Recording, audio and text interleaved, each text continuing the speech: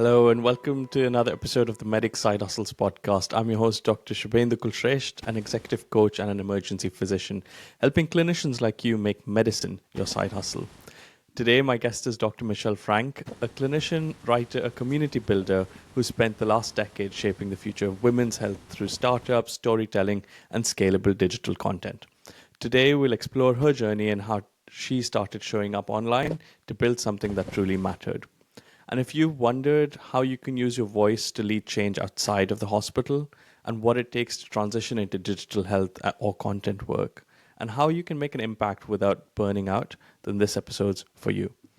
As usual, in the second half, I'll hand over the hosting to my guest to let Michelle ask me whatever questions she'd like to ask me.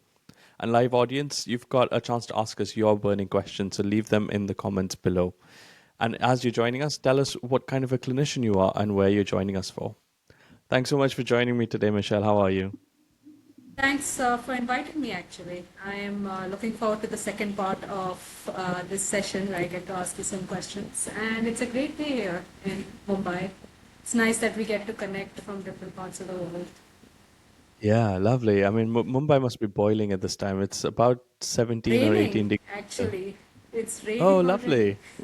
Yeah. I miss Indian rains. Like when it rains in the UK, it's always a drizzle. It's a constant drizzle. It never rains like a heavy pouring rain, and like that with vada pav and like a nice cup of chai is so nice. Mumbai is known for that, yes. And it's the Yeah, season right definitely now. miss that. Amazing. So, for our listeners, Michelle, give us a brief, big picture overview of what your careers look like so far, and what are some of the things that you've done, and why are we here? Why are we talking today? Well, as you mentioned, it's been many years. For me, it's almost a decade working in femtech. It started out as most of us start out studying medicine and deciding where to go next. So for me, I was in the pathway of like being doctors, we have a very predefined path. The only choices we have usually are which specialization you want to go into. So around the time when I had just finished medicine, I decided to um, like explore other alternative careers that doctors can go into, and one of that was getting into tech and like startups and what is that like for women's health. I always wanted to do women's health. That was something I knew and felt like that was where I was going to get into, but tech was not really something I think a lot of us explore because we don't know what that's going to look like as doctors because we are not prepared or we don't study to do that. So the first job description I looked into was, oh, we need a doctor to answer questions that parents have for their babies. So I was like, okay, let's see what this is about. And not that I know much about babies, but the doctor part was something I could relate to. So I'm like, okay, let's go sit and answer some questions. And I actually enjoyed doing that. I enjoyed doing that a lot. It was a lot of fun to sit and talk with parents all day. I myself learned a lot about babies, things I myself had no idea about. So it was really interesting to sit and talk and be a part of the product design process. I think that's something I really enjoyed in my first startup because we were quite small as a team, so we got to pitch it into different departments and try to figure out what kind of products are going to help women, what are they looking for in terms of tech, what are they looking for in terms of apps. And it's like a very different ask if you look at it globally. Like in India, it's very different from what it could be in the West. So to be able to tailor some of our product specifications towards parents and women in India and to be able to help in that process, I think is what was the light bulb moment for me. Like, okay, this is something interesting. Like after a couple of years of doing this, okay, I see myself being able to pitch in with my expertise because we don't have much doctors in India working in this segment. I've been told that a lot over the years. Like, oh, this is very interesting. We didn't know doctors do this. So I said, I also in India you will not find many like me over here pitching into like product development and community building, and it's much needed. It's really much needed, and that is probably why I stayed in this industry for almost 10 years now. Wow, really exciting. So this was a while back when you were looking at say, and even today, it's not a very common thing in India for doctors Right. to go beyond clinical work, and a lot of people want to enter health tech, but then it's always a mysterious route. how did you kind of find your way into this job and this first helping mothers basically answer these questions about their care, and as a doctor you were able to contribute uniquely to that situation? How did you find that happened for you? So I wouldn't say I had a really predefined path or something where I knew, okay, this is working for me or anything like that. It's just being in the system and deciding to be a part of it and knowing that you're making a difference. I think the knowing that you're making a difference part is what really matters, because only then, like when the mothers or the parents will be like, oh, thank you, doctor, for helping me. Oh, I couldn't find this answer somewhere else. Oh, it was like, it's like the thank you keeps coming, and then that's when you know, okay, there is a need for this and you're helping people. And I think that's something, even as doctors in a hospital, we feel the same way. Oh, thank you, doctor, for helping me. So it's the same transition that I felt over here, that there's a need and there are questions that need to be answered. Because in India, in the whole ecosystem within a family, we go only when situation is dire. From like our baby is really sick, or as a woman's health expert, oh, it's been a long time since this has not been like working properly, so I need to go and check in with my doctor. So to be able to prevent that step, like either to send them quicker or to say that, okay, this will be fine, or you can do this and it'll get better. To know that you are making that change, I think that's what stuck for me the most. Interesting. And so this was a company in the tech space that was looking specifically for a doctor. So the ad that went out was for a doctor. Okay. Yeah. And so that's how you got into this industry and you got into this role. How did you kind of grow from there, and what's happened with your career since? So I've almost worked 4 startups since then. So our first startup got acquired, so that would be my second startup. There I work primarily in women's health. So from parenting, I transitioned into women's health, and there I grew the community. So there I moved into the community space specifically for the first time.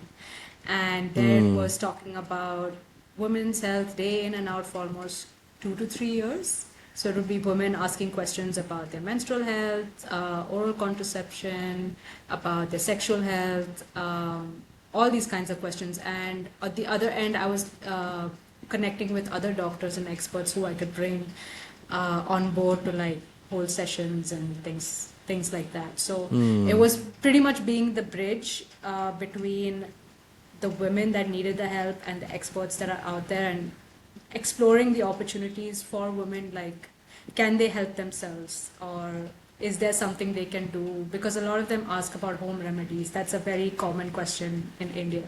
So to be able to bust those myths and to be able to say, no, you need to get this looked at, no, you need to go. So it's very validating for them. And I think in India that doesn't happen a lot. You don't get the validation for what you feel for your physical health.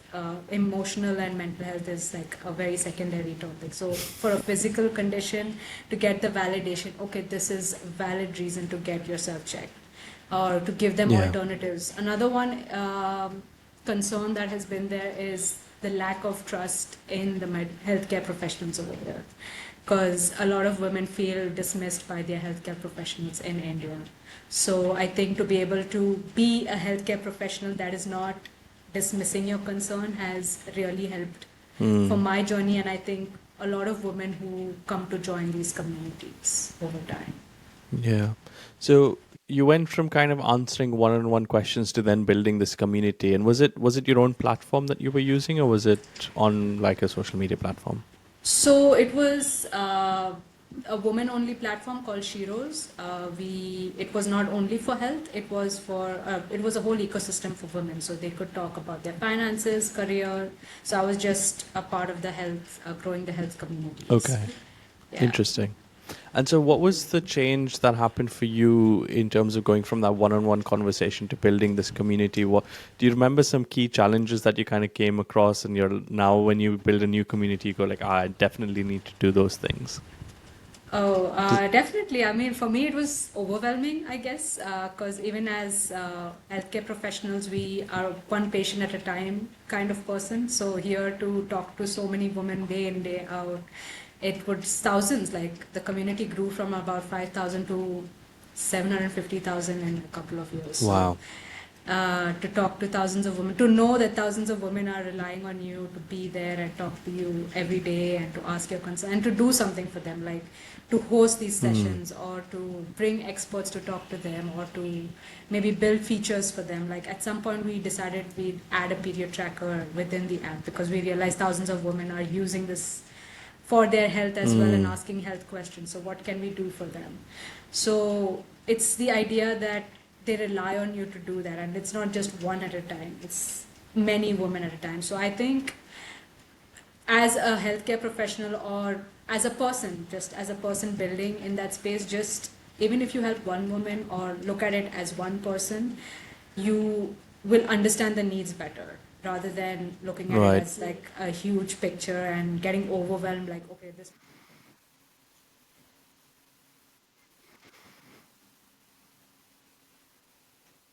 Hmm.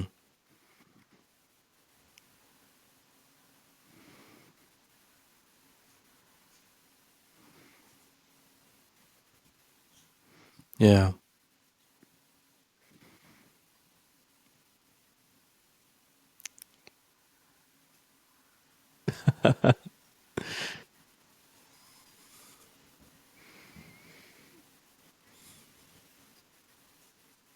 Okay.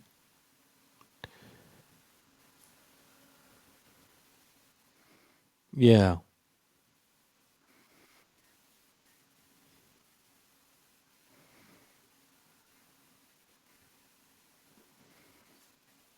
Hmm.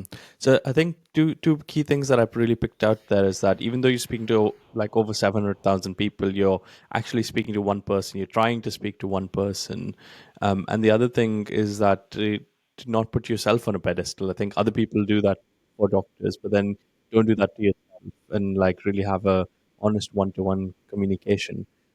What comes up for me as you're saying that is, if you are narrowing it down to as though you're speaking to one person, how do you make sure you're catering to everybody? How do you not have somebody feel left out or ignored or someone who disagrees with what you're talking?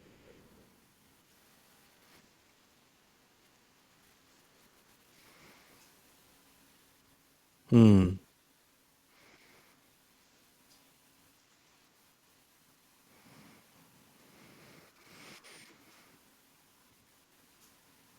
Okay.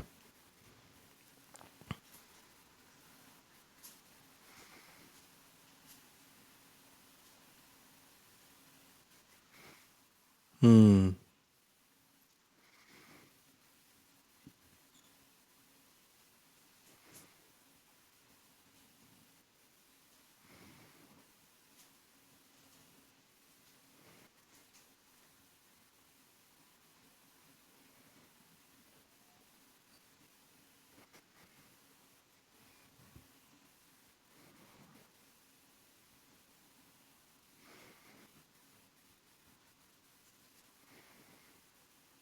Hmm.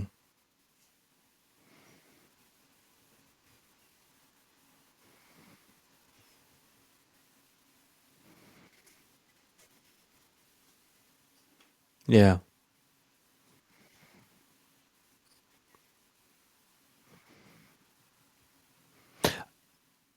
And on digital platforms, how important is it to have this sort of live common spaces where people can come together versus asynchronous, like leaving a comment on a post? And then on the back of that, how useful was it for you to kind of host live sessions, being the doctor, like ask me anything kind of sessions? Is that something that you did?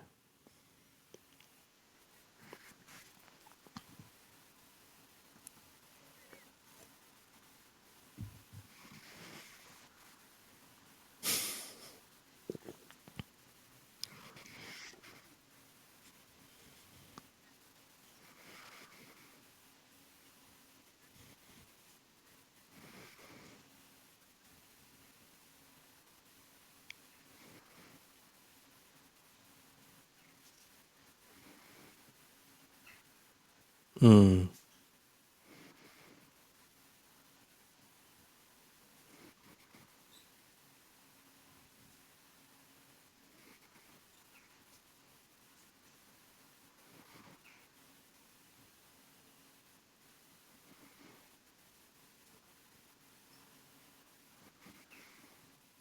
Right. Hmm.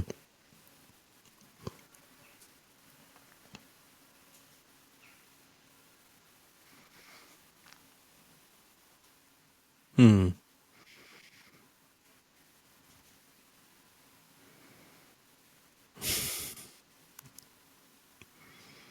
Yeah.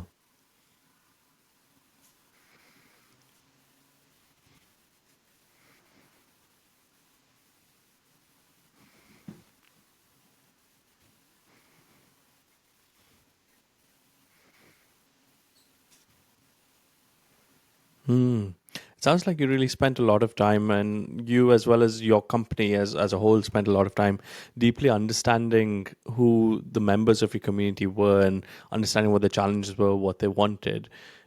Could you speak a little bit to the role that you played as a doctor in this community? Because I think often we are part of these communities, and we often feel like we need to put ourselves as an expert who tells people what to do and what not to do.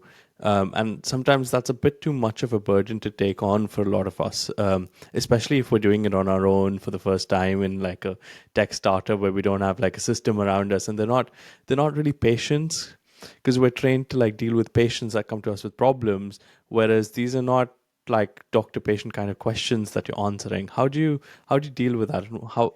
Yeah.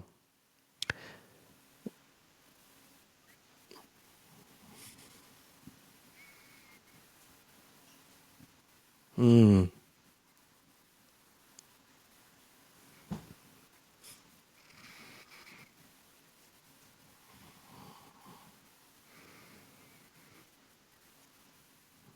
Hmm.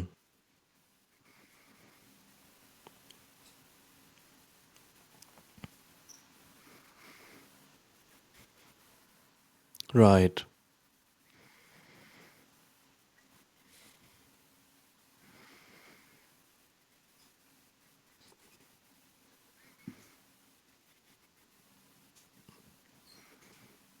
Hmm.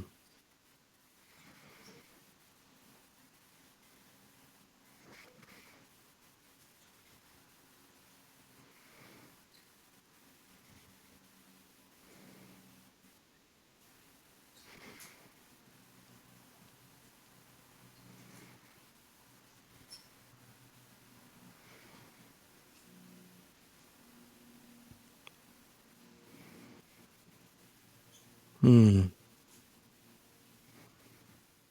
Okay.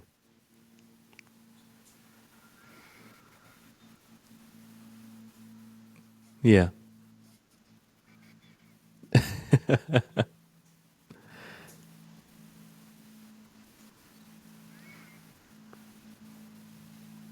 Hmm.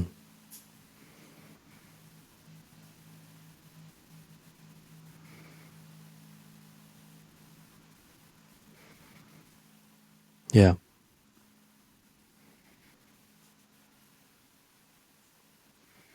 Yeah, it's really interesting because so when I came to the UK like about 6 years ago now, one of the first things I noticed was like in India, consultants or attendings would be like really serious, like leading the ward round, not touching the patient if they didn't have to, unless for examination and other things, and like menial tasks were menial tasks. And I came to the UK, and I see an old lady sitting on a chair and this consultant who's like pretty much ready to retire and everybody looks up to. This consultant sitting on the ground next to her because he wanted to get at eye level to have that conversation with her. And it was just the sense of like, you're here for the patient, and a true way of serving is to be, where the patient is, meet them where they're at. And that really broke down a lot of barriers for me in terms of like, oh, how do I actually perceive myself? What is my role here? But it goes so much deeper than that, because we've got to play this role, and like still feel like we need to give advice. um, I just want to quickly wrap this one. Let's move on to the other two startups, and like what else then happened for your career? How did your role continue to evolve to where it is now? So the middle one I worked for about a year. It was on a similar capacity that was for a pregnancy startup. I would go, actually, the more interesting role was in my latest, the one I worked till last year. So there I was actually working with healthcare professionals, and they were building their communities. So it was like flipping the switch and like being on the other side of the table where you help to guide other healthcare professionals to build their communities and health communities. And so it was a very interesting take because as we started the conversation, we realized that there were not many people in India that do this. So now we've transitioned to almost 10 years down the line where it is something where everyone is doing. And a lot of Wow. healthcare professionals are influencers and on Instagram and That's really interesting because while you were off, I was just literally saying that in the creator space, the coaching space, the consulting space, the value of having live communities is going right. up and up. And it's something so important. So when you were working with these clinicians who were looking to set up their communities, can you just speak to some of the most common challenges that they had, even to just get started, get off the ground, and what would you recommend to them? So, something that I talked about myself, and I would recommend for anyone is to just be yourself. I think you mentioned it a bunch of times as well. So, being yourself is the only way to separate yourself from the crowd, basically, because we all know you have the professional experience. In India, we have a ton of different types of clinicians. We have homeopathic doctors, we have Ayurvedic doctors, and then we bring in the physiotherapists, etc., dietitians, nutritionists. So, we have a ton of healthcare experts. We all know you know what you're doing. So it's just your personality that changes everything. So just be yourself. What is it that you are passionate about? I think I started the conversation with about your passion. Like even when we as doctors, there are things we like specifically. So maybe you do coaching, I build communities. So we all do different things. So that is something coming out of our passion, right? So Yeah.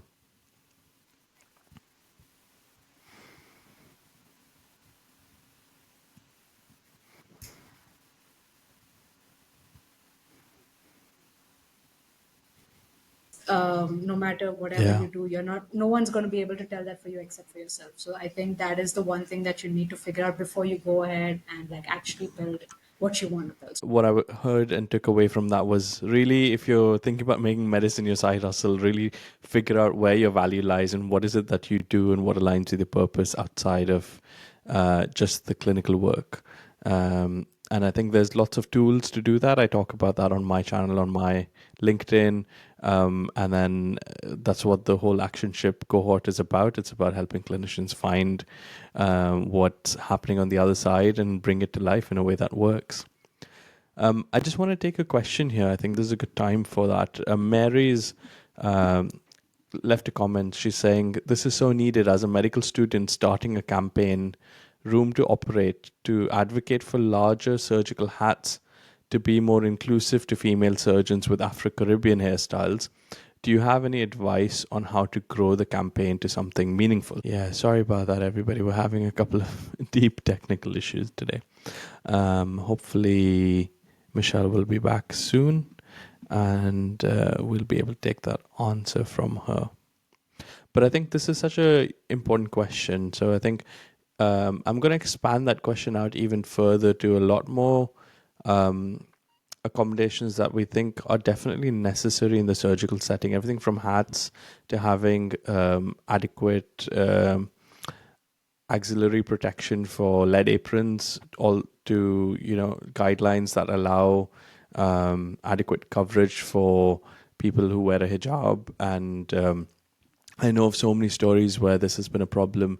And even for men, a lot of people who wear turbans, there just aren't existing accommodations for that. And I like the idea that we tackle each issue at a time, because it becomes really overwhelming and you're somebody within the community. So It's welcome fine. back, Michelle. Sorry, I think we lost you again there. But yeah, I don't think we got any of that answer, unfortunately. But I was just expanding out that suggestion that this is somebody who's wanting to really lead a campaign about accommodating larger hats for a natural way of a natural hairstyle, really a natural variation of hair, and there just isn't something that exists at the moment.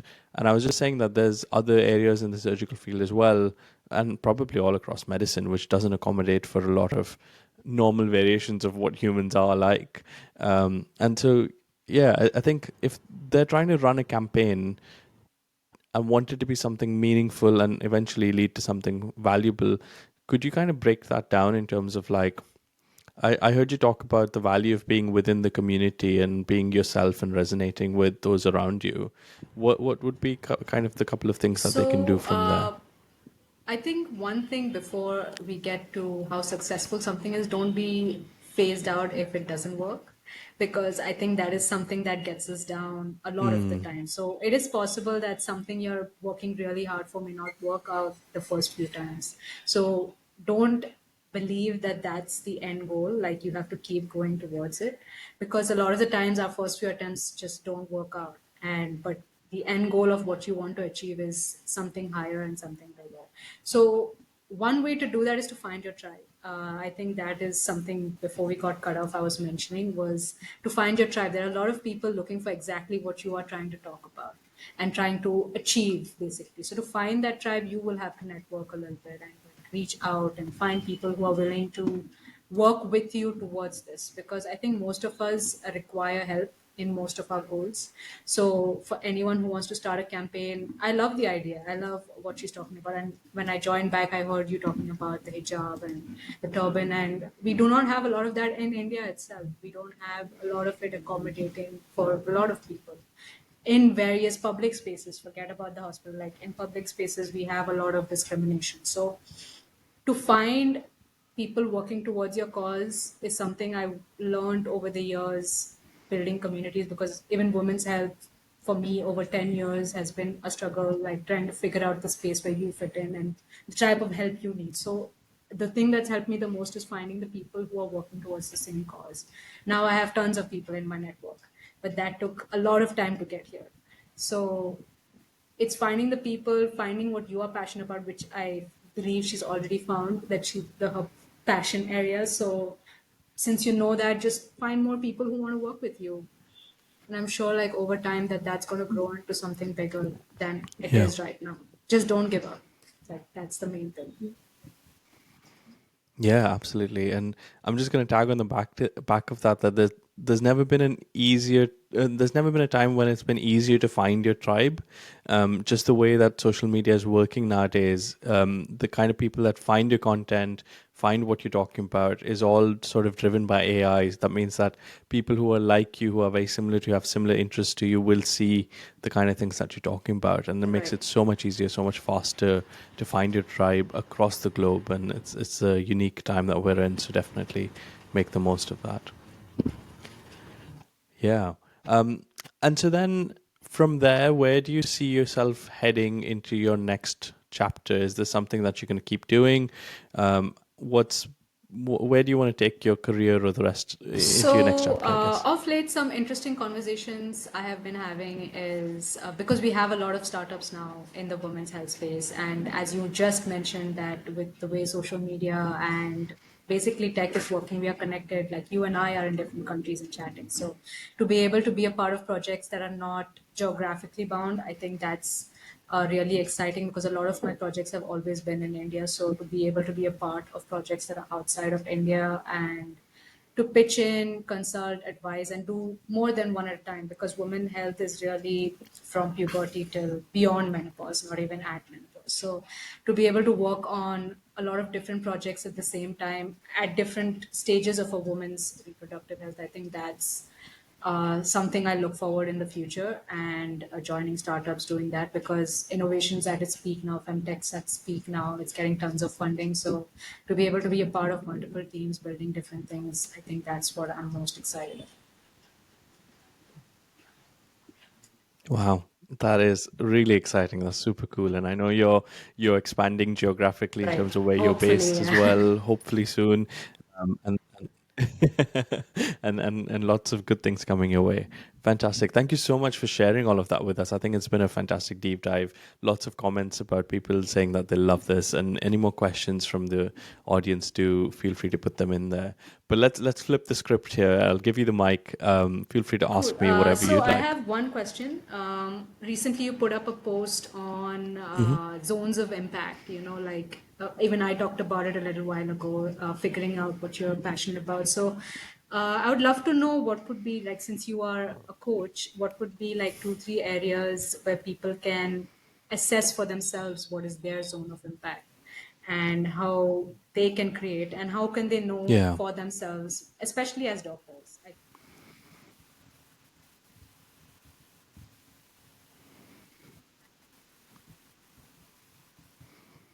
Yeah, that's very true. So I think so the zone of impact is when I look at careers outside of medicine, or like when people are thinking about switching careers and like hearing all these stories about people doing it, not liking it, and coming back, and just trying to work my way through why does it work and when does it not work. I came across three key domains that kind of is when you're in your zone of impact, you've got these three things. One of them is alignment with your purpose. So alignment with the way you really create value, the value that people around you already get from you, alignment with that. The second bit is influence. So the ability to influence and actually make a difference about the thing that you care the most for. And sometimes you might go into a role where it's alignment with your purpose and you're getting a better pay, but you actually have no ability to influence. And that's often not good enough either. And the last bit is equity, and by equity, I don't mean like shares in the business. I mean non-financial equity, in the sense that if you've really created something, if you've built something, then you should be reaping rewards for that in different ways. It could be monetary, but it could also be just a sense of reputation, just a sense of something that brings you a network. And really brings to you something that benefits you in your career, allowing you to continue to do more of what you were doing. So, for example, if you do a research and you publish the article, when it goes into a journal, there's people that read it, and perhaps some of them would reach out to you and say, "Hey, I'm also interested in this," and that then becomes a way in which your network grows and you find your tribe and all of those things, right?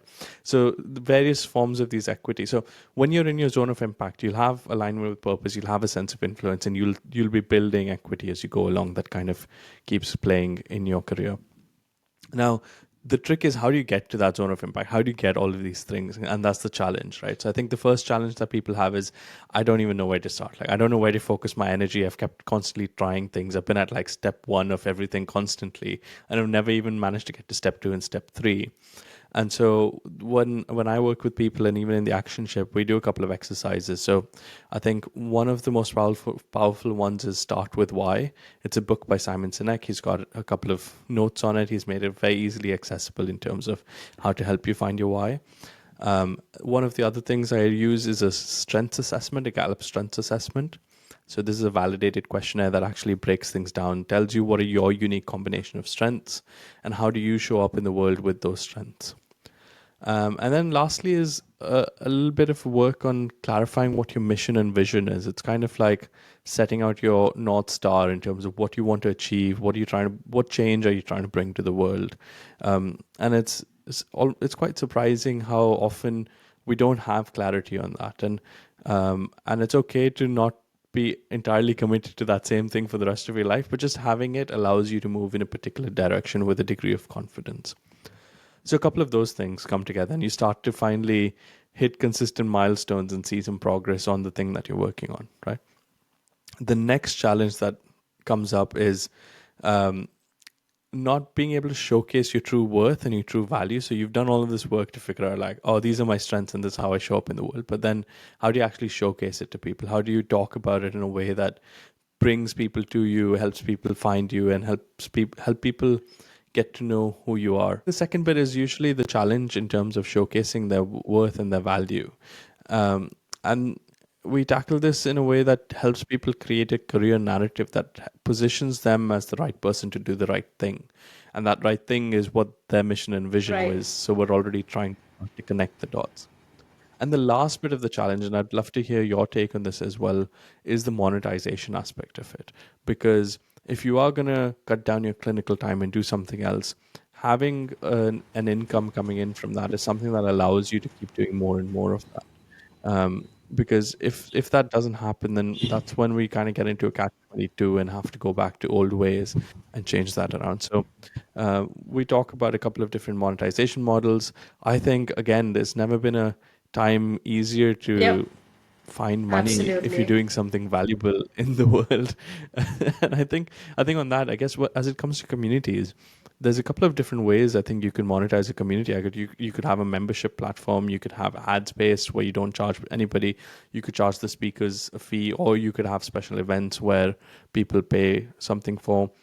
In your experience, what's kind of been one of the best ones? What's worked, and how would you think about monetization? So, from a professional perspective, it's a little different for me because I lend expertise on how building this. So, as an expert itself, we are like earning money. So, that has luckily not made me have to go back to considering working another job. But I would say, as you mentioned, some great ways to monetize communities. And I think doing a hybrid now is one of the best ways to consider, like offline events or having ways people can actually meet in person, even if it's global. There are people in different pockets, and there are quite a bunch of people in different pockets who would love to meet each other. So it's events, uh, tools. There are tons of ways. Tools, events, having different membership plans, like different things. So you have to be able to open it for some free and some maybe like privileged. Like Substack has a great way. Like content is a great way, right? So if you see different content platforms, they also have like member fee or like people being able to use it without that as well. What was your takeaway for monetizing communities? Yeah, I was just saying that there are multiple ways to do that. One would be a membership, like a lot of the content platforms that we see now, Substack, for instance, you can have both members and non-members. So that's one great way to monetize your community. Offline events is another one that I mentioned as monetization. Tools, that's a few weeks ago I had mentioned about tools. Like if you're building a community, having tools or like for that you'll have to research what your community needs, of course. So it's like community asks, if you plug into your community, that would be something that you could always monetize. So it's basically exploring the different ways to monetize your community, but I don't think that that would be something you have to consider at the outset. Maybe that could be something you consider later on. So it's more working on building your community. I think that's the first step that you need to consider, because that on itself is something that you'll need to hack a couple of times and iterate a couple of times before you like reach perfection. So I think that's something you need to consider before monetizing. So once again, thank you for the amazing questions to our audience, and thank you so much, Michelle, for sharing this journey. I think it's been a very insightful episode, and I think very timely in terms of 2025, where communities are growing, and a lot of my listeners will likely be thinking about a community. I run a community in a way. It's the Clinician Impact Action Ship, and I didn't ever want to set up a community, but at the end of it, as I'm doing it, I'm realizing that the most valuable aspect is the community, the network, the people coming together. So it's been a fantastic conversation and very insightful for me, and I'm sure it is for our audience as well. So yeah, with that, I think I'll say thank you for listening to the Medical Side Hustles podcast. And if you're listening to this on Spotify, YouTube, it'll be out in the week after this episode goes out. And yeah, any last actions for our audience, Michelle? Actually, my only thing is, if you'll have any more questions, please feel free to ask them, because we had a couple of glitches and we may have not heard each other. So that's pretty much it. And thanks a lot for inviting me. I mean, this was a great session, minus all Yeah. the glitches in the middle, but it was really fun having a chat with you. Oh, pleasure. Where can people find you best, Michelle? LinkedIn would be a great place if they could, because I'm usually most active over there. Twitter also, if they find X, if they find me there. Okay. It's the same handle, X. yeah, over there as well. So that's another place they can message me. Lovely. I'll leave links to those in the description of this Yeah. podcast below. A very special thanks to Dr. Akash Vijayan again for producing the beautiful intro music, especially for this podcast. I hope the conversation sparked some ideas and inspired you to think bigger about your career. Until next time, stay curious, keep solving big problems, and remember, you have the power to create something extraordinary. Thank you. Bye.